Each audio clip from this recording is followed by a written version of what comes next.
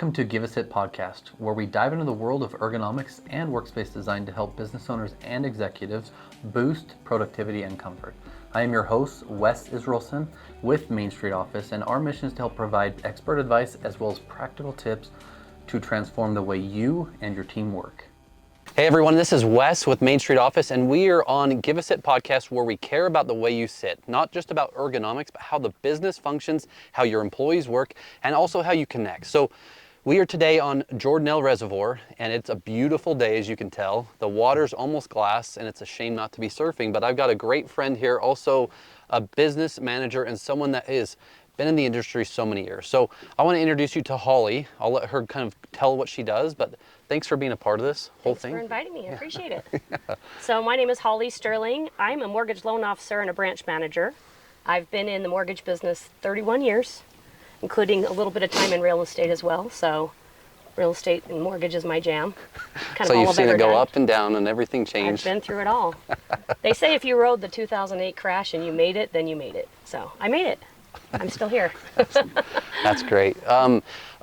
Holly and I got to meet in a group called Trustegrity, which for us, we were joining to get ourselves out of what's comfortable, because it was never comfortable to network, never thought we needed to do it. But I got to meet someone who's an amazing person at heart, loves diving, loves snowmobiling, and loves life outdoors. Absolutely. More than that, Can I have my office be here from now on? yeah. I think we can arrange something between your boat and As long this, as we right? have good Wi-Fi, that's great. You know, a lot of people do that, right? But ergonomics for me play a role. The passion of what I have a passion shirt on.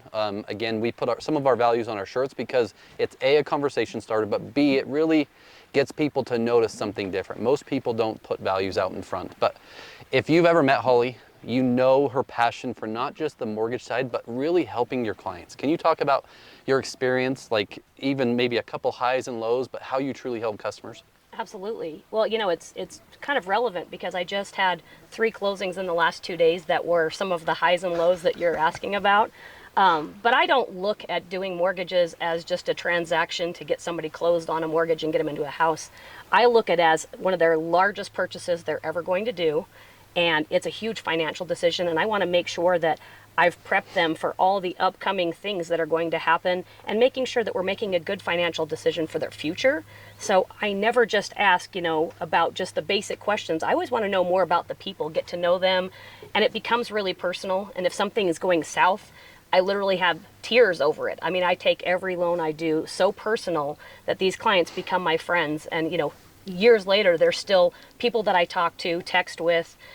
So, as far as, experiences just in this last couple of days, I had some clients that were first-time homebuyers. I actually closed 2 first-time homebuyers in the last 2 days. Wow. And they were complete opposite experiences. One was a smooth transaction, always a few little bumps, but we got through it really easy. But the other one was extremely difficult, to the point where we really thought the deal was dead. And I mean dead 2 days before closing. There's a lot of rules behind mortgages, a lot of guidelines we have to follow, and they specifically broke a cardinal rule and didn't work their full-time hours that they had to qualify. Wow. So our final pay stub we got didn't show the hours we needed, and that's where you work and the people you work with makes all the difference, because I have an underwriter that was almost willing to break some rules, but she found a way in the guidelines to make it work for us at the last minute.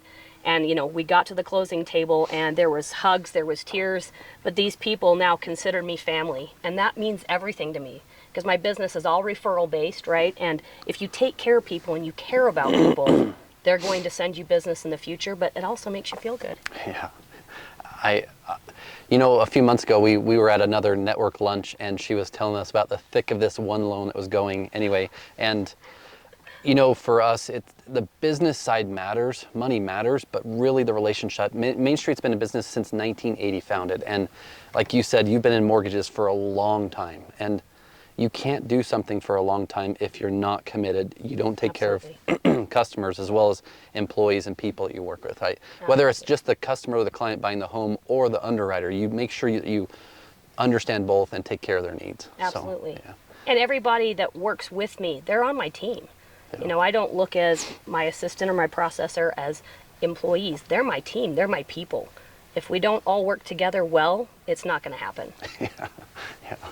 And I'm gonna segue into, like, we have, I think, 35 or 37 in total employees, and it's hard for me to interact with every one of them. I can interact mostly with the office people, but I try to connect on that personal level. Absolutely. Some people don't like it. Some people maybe have bought homes. I can tell you an experience. First off, when I bought my first home, was a short sale. Real estate agent pushed, got me pre-approved, and it wasn't approved. And it caused all sorts, like, I don't ever want to go through. I can't tell you how common that is. Don't want to go through that again. Yeah. So, what's a problem that most people don't think of right now when trying to buy a home? Is it really a good time to buy? Like, what would you tell someone who's either a first-time home buyer or thinking like they need to get out of their house because they need to downsize or they need to get a bigger home? So the biggest thing everybody's held up on right now is interest rates, because everybody knows we're in a higher rate environment than we have been for a while, but we also went through a period where we had the lowest rates in history. The pandemic created something that we'll never see again. We will never see interest rates probably in any of our lifetimes at 2% again. So everybody's stuck in that mindset of, well, I used to see the billboards on the side of the freeway, which, by the way, don't get me started at how inaccurate those are. But, you know, people are locked into that in their head. We all know also prices have gone up almost 150% in the last 5 or 6 years. So it's made it a little more unaffordable to buy a home. But in the long run, there's so many benefits to owning that home. The tax write-offs you get, the fact that it's yours, you're building equity, you're not just paying somebody else's mortgage payment. So when I have people come to me and say, is it a good time to buy a home? I tell them at the elevated rates, that's the best time to buy a home because people aren't. So you can get a deal. Almost every client I have right now, the seller's paying all, if not all of their closing costs, but most of their closing costs. Some of them have been able to buy the house at less than what it was worth, meaning our appraisals are coming in above. But the minute those interest rates drop, everyone that's been sitting on the fence waiting is going to get out and start buying homes. That's going to drive the prices up. And if any of you are familiar with what happened during the pandemic, people were going crazy trying to buy homes, and they were paying 80, 90, 100. I had a client paying 180,000 over the appraisal just to get into that house because they wanted to get a house. Everybody was desperate for a house during the pandemic. And so what that did is it pushed everything up, but we have not seen a decrease. Everybody keeps waiting for this crash to happen. And unfortunately, we live in a state that people are moving into, so that crash most likely won't ever happen. So we see that prices have steadily increased at a much more reasonable rate, about 2 to 3%, which is normal, but we don't see it decreasing anytime soon. So I actually tell people I would hurry and get in now before rates go down, we think hopefully next year, but I wouldn't wait. Yeah. And I remember when I bought my first house, which was in 2007, right? 2008. I was 7-8% on a variable. And that was a great rate back then. That was a really great rate. And it was a short seller. So many things that I learned. Anyway, but it's always a learning experience. Buying a home is never the same. Yeah. Every time you buy a home, it's always a little different experience. And that's what's cool about what you do. Also, what we do in a way, because everything you do, whether you're buying furniture, you're buying a home, whether you're working with someone, it's all an experience. It's how you treat it, it's how you act, and it's your intent to do whatever it is. So I've got a question, and I just want to kind of get an idea. So there's a book called The Jolt Effect.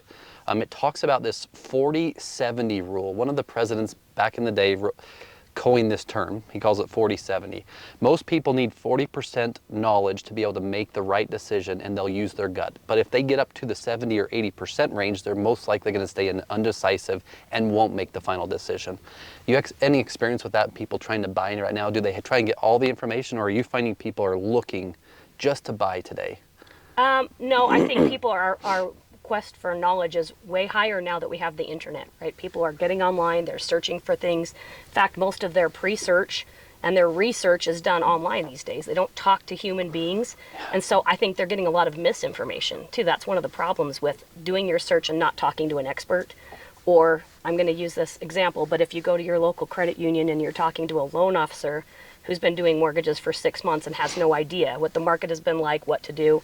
You know, a lot of the misinformation, I think, is the biggest problem that's either holding people up or they're getting pre-qualified, they think, and only to find out that they're not, which was the case with that tough transaction I just had. They were pre-approved by a local credit union, supposedly, who then denied them after they got under contract, and I was able to save it. But, you know, that I almost think that sometimes the knowledge is bad depending on the source that they're getting it from. And that's why we have such a high focus on ergonomics, not just the ergonomic side of how you sit, but really there's a connection loss. COVID pushed people home too fast. Most businesses were not ready. And now there's this connection where people are self-diagnosing with Google or doing this, trying to find this solution, thinking that you can buy something from somewhere online and get an expert that's actually going to take care of it or do it. Something you said to this is, sorry, it'll come back, I'm going to say, but what's a fun fact that people don't know about Holly? Oh, Holly's crazy. A lot of people don't know that I'm a second-degree black belt in Taekwondo. Wow, So I spent a lot of time in martial arts. Love martial arts. I haven't been training for a few years, and I miss it desperately. I trained on a national level, and we'd go to what's called the Hamnadong, which is a competition without the sparring. I don't actually do the sparring. I don't like the sparring. I got very injured and almost died from a sparring match that was supposed to be a no-contact sparring match, but they kicked my chest, collapsed my lungs, and I got pneumonia and almost died. So I don't do the sparring, but one cool thing about Taekwondo is we do a lot of breaking, breaking boards, breaking bricks, and weapons, and I'm good with swords, and I got good with double swords. So that was kind of, a lot of people don't know that about me, that's one of my passions is martial arts, so don't mess with me in a sword. Yeah, no, not ever going to do I that. don't normally carry them around, so you're probably okay. That train of thought came back. So something I know that I'm going to ask you about. So when someone buys a home and they don't use an expert or they use somewhat of an expert to do a remodel or basically upgrade their home, but they don't check pipes, they don't check in the walls, they don't make sure stuff is actually up to code or is done the right way. Right. What would you say to someone out there looking to do that? Buying a home today, but trying to do all the DIY stuff or DIY, whatever it's called, to their own home today to try and flip it? Well, I mean, there's cosmetic things that I think most homeowners can do. You can go to Home Depot and buy the basic stuff and do cosmetics. But when it comes to anything like your HVAC systems, your plumbing systems, your electrical systems, and I even mean you probably, even though you probably can put a light fixture in, you probably shouldn't. There's so much that can go wrong. People don't realize how much damage they can do. But when you're buying a home, I used to be very anti-home inspection. I thought they were a racket because there is a problem. In the state of Utah, you don't have to be a licensed contractor. You don't have to be licensed at all to be a home inspector. So any Tom, Dick, and Harry can be a home inspector. I choose home inspectors that I know are general contractors. And it's great because they will go through the home 3 to 4, 5 hours they'll spend in the home going through with a fine-tooth comb and telling you everything that's wrong with the house and everything that's forward maintenance you'll need to do.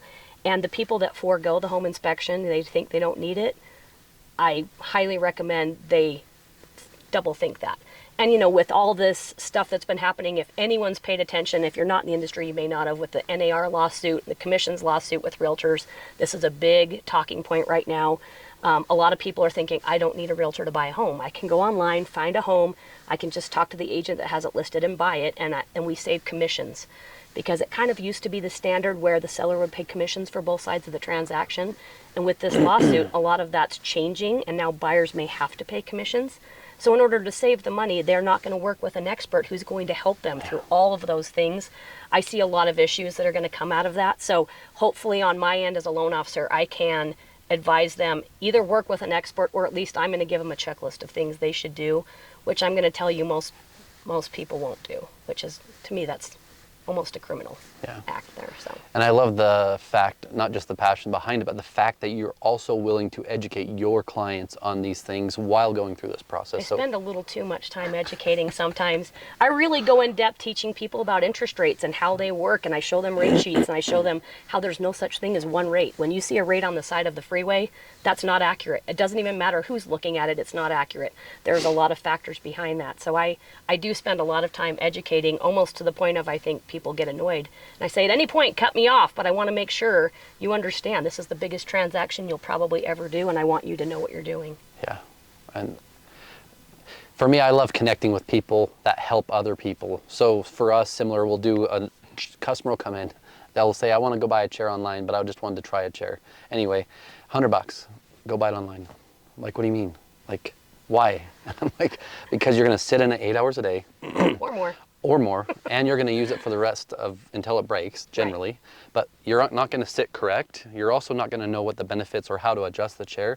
And even then, most people, a fact that I tell a lot, and I'm just going to tell again, most people sleep less than they work in a chair, but spend $5,000, $8,000, $10,000 on a mattress, and $100 on a chair.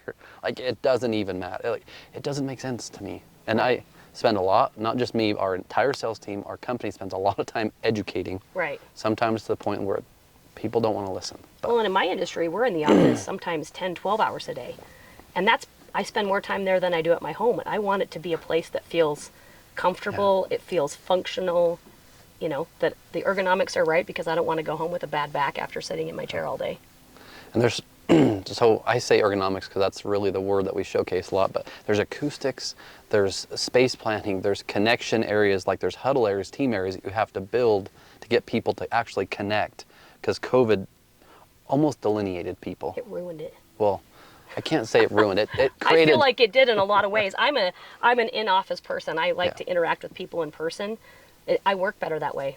My ADD goes crazy at home. I can't work from home. So I appreciate having a nice office with things set up correctly. Well, that's even great, because recently I believe we helped you with an office. You absolutely did. How did that turn out? What an experience you had? What did it look like? Well, I'm not going to say the name, but I had used a competitor of yours in the past for something similar. We just added some cubicles, some chairs, some conference room stuff to our office, because we just moved into a new office. And my competitor your competitor I've used last time, my experience was less than good. Really ugly furniture, things were stained, things were broken, things never worked right. Their setup, they damaged things. And your guys came in about 2 weeks ago to my office, spent 2 days there, and I swore that I didn't, because I had bought some used furniture from you, and I swore it wasn't used. It looks brand new. Your guys were super nice, in and out, quiet, clean, super respectful. They respected the fact that we're there on the phone and talking and doing things, and they kept everything as quiet as they could. And I don't know, I couldn't have had a more opposite but better experience with your company. Well, thank you for that, and thanks thanks for using us. And I was out of town, so I wasn't even a part of the whole thing. So it just showcases when you do something right, not just take care of the customers or employees, but the employees actually take care of the customers too. So you have to take care of people. You have to continue to drive things.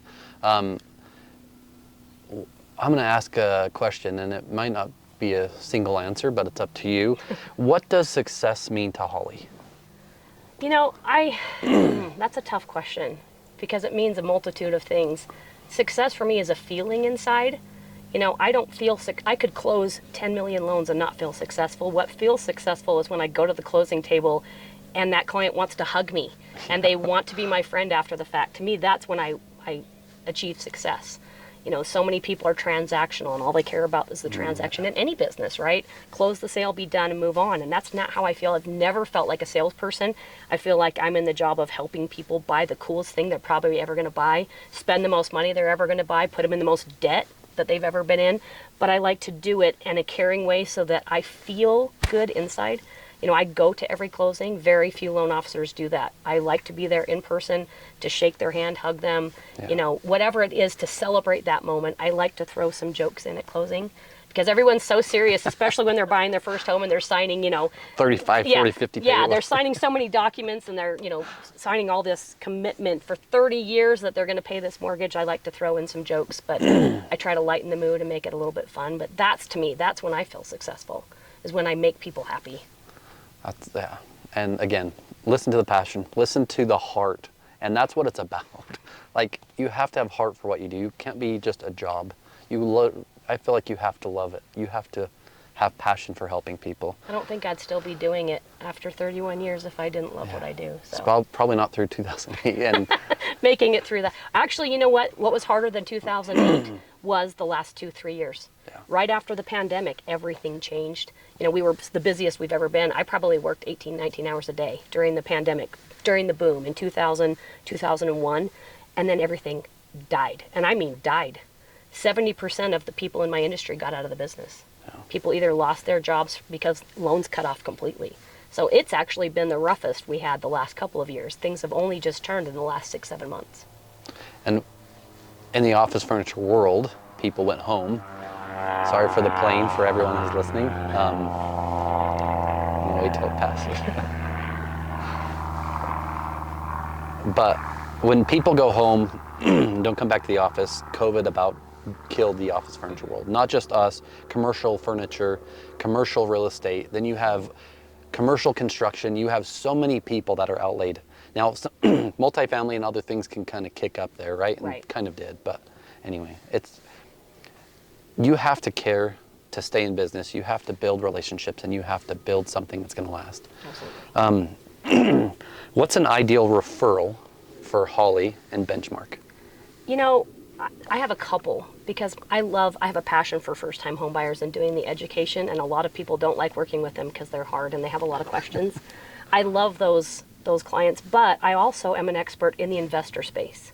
So I spent years traveling around teaching investment seminars in front of 500-600 people for 5-6 hours. I would teach them, investing, lending 101. So I really love investors that are trying to build a portfolio of investment properties. I really think that's one of the best ways to build wealth. That's a huge way that you can, really boost your portfolio and have additional retirement funds. So I have a passion for that as well. Not that I don't like everything else in between, but those are kind of my two niches that I like the best.